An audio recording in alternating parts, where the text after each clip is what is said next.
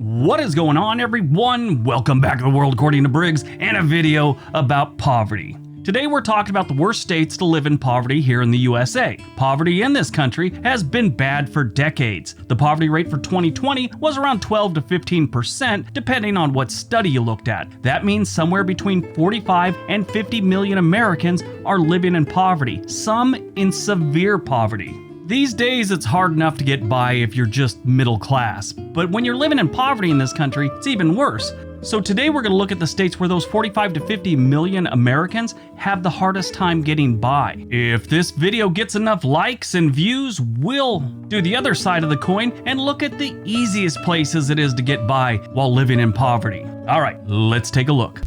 Number 10, Maryland.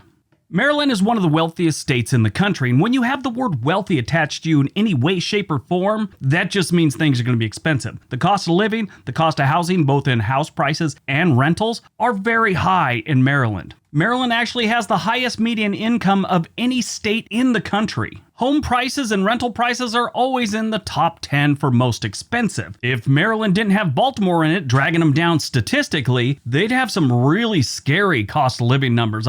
But on the other hand, if they didn't have Baltimore, their poverty rate wouldn't be that high.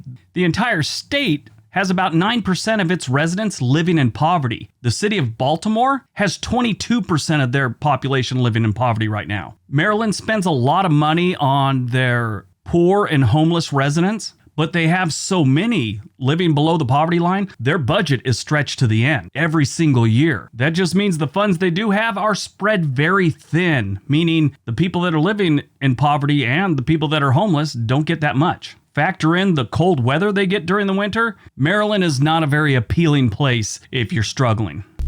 Number 9, Washington.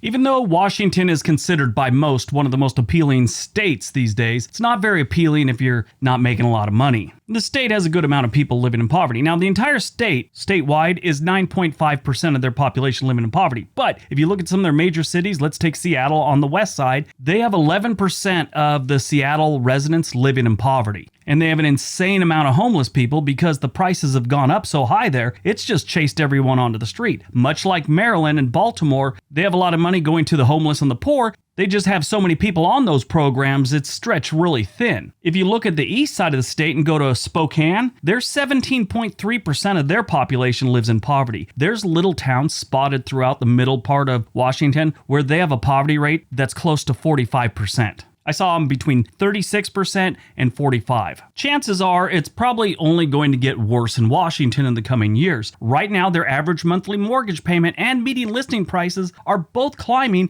and they're already in the top 10. When you have people that are in bad situation, other things follow. Their property crime rate is the second highest in the nation.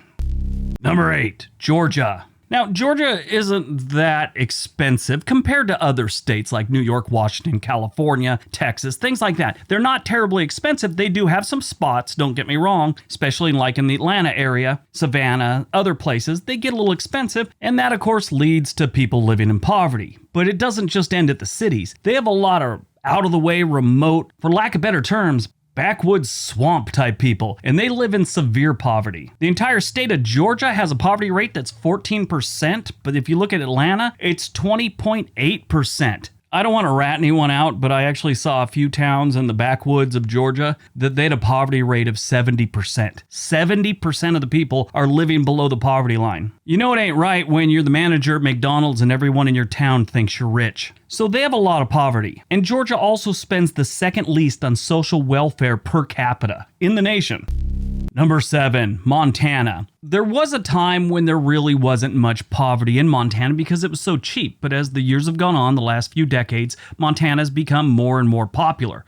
They have some great places to live, some beautiful land. It's just too bad some of the backwood places and out in the sticks, they have a good amount of extreme poverty out there. In a lot of cases, the only reason they're living in extreme poverty is they just live so far away from any reasonable employment. If you could find something that would be considered reasonable employment, Montana has a lot of jobs. They're just not good paying jobs most of the time.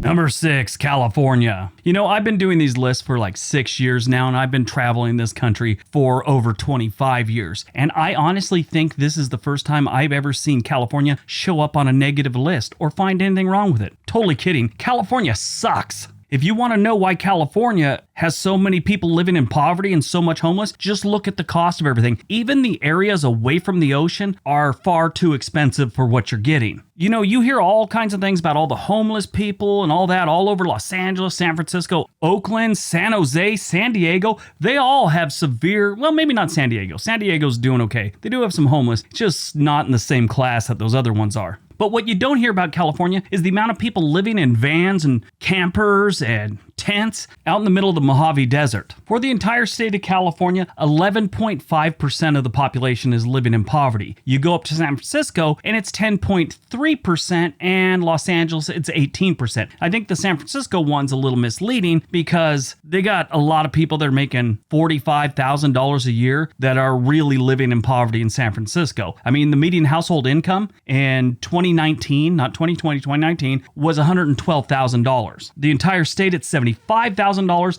and in Los Angeles, it's $62,000. California has the second highest cost of living and the second highest median listing price for homes. It is next to impossible for the average Joe to buy a home in Los Angeles, San Francisco, or any of the metro areas. You'd have to go out to that Mojave Desert to find someplace in like California City, which if you ever see California City, it looks like a giant dirt field that people put houses up here and there.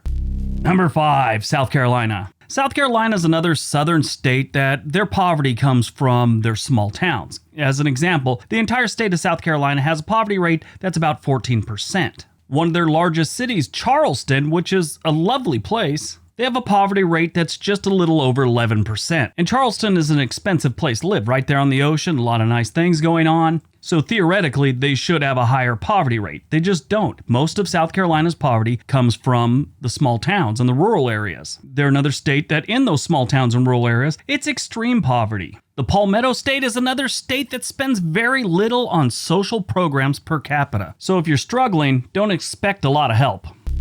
Number 4, Oregon. Yes, my home state, not my original home state, that's California, which we learned about earlier. I live here in Oregon, and I can tell you there's a lot of poverty. A good portion of that comes in the form of the homeless situation we have in Salem, Eugene, and the epidemic level of homelessness here in Portland, Oregon. Oregon spends a lot of money on getting people help. The problem is they just have too many people that need help, like so many other states. And it's statewide. It's not just here in Portland, Eugene, and Salem. You go all the way down to Grants Pass, and they have some of the worst poverty rates in the state of Oregon. Example, Oregon's poverty rate is 11%. Portland's poverty rate is about 14%. Grants Pass, or as people here call it, Grants Ass, they've got 17.2% of their population living in poverty. Not to be outdone, the city of Ashland, Oregon, down there by Grants Pass in the southern section of Oregon, they have a poverty rate that is almost 19% of their population. So why does it suck to live below the poverty line here in Oregon? Well, stretched to the limit social programs, there's not much help just because they're helping so many people, and the weather is not good if you're living outdoors, living in your car, or can't make your heating bill, things like that.